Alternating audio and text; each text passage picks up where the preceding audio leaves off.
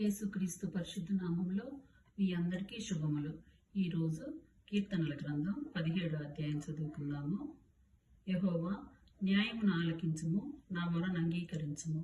నా ప్రార్థనకు చెవియొగ్గుము, అది కపటమైన పెదవుల నుండి వచ్చినది కాదు. నీ సన్నిధి నుండి నాకు తీర్పు వచ్చునుగాక. నీ కనుదృష్టి న్యాయముగా చూచును. రాత్రివేళ నీవు నన్ను దర్శించి నా హృదయమును పరిశీలించితివి, నన్ను పరిశోధించితివి. నీకు ఏ దురాలోచనయు కానరాలేదు.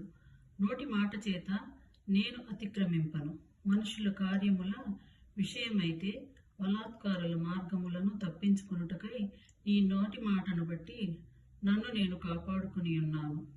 నీ మార్గముల యందు నా నడకను స్థిరపరుచుకుని ఉన్నాను. నాకు కాలు జారలేదు.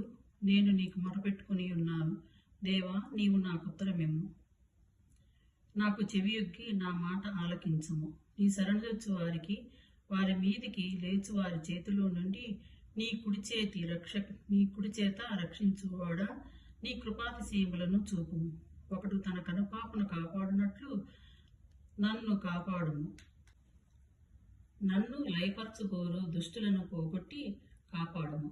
నన్ను చుట్టుకును నా ప్రాణ శత్రువుల చేత చిక్కకుండును. నీ రెక్కల నీడన నన్ను దాచుము. వారు తమ హృదయములను కఠినపరుచుకుని ఉన్నారు. వారి నోరు గర్వముగా మాట్లాడును. మా అడుగుజాడలను గుర్తుపట్టి వారిప్పుడు మమ్మల్ని చుట్టుకుని ఉన్నారు. మమ్మల్ని నేలకు కూల్చుటకు గురుచుచుచున్నారు. వారు చీల్చుటకు ఆతురతపడు సింహము వలె చాటైన స్థలములలో పొంచు పొదుము సింహము వలె ఉన్నారు. యెహోవా, లెమ్ము, వారిని ఎదుర్కొని వారిని పడగొట్టుము. దుష్టుల చేతిలో నుండి నీ ఖడ్గము చేత నన్ను రక్షింపుము. లోకుల చేతిలో నుండి నా జీవితకాలంలోని తమ పాలు పొందిన ఈ లోకుల చేతిలో నుండి నీ హస్తబలము చేత నన్ను రక్షింపుము. నీవు నీ దానముతో వారి కడుపు నింపుచున్నావు. వారు కుమారులు కలిగి తృప్తి పొందుదురు. తమ ఆస్తిని తమ పిల్లలకు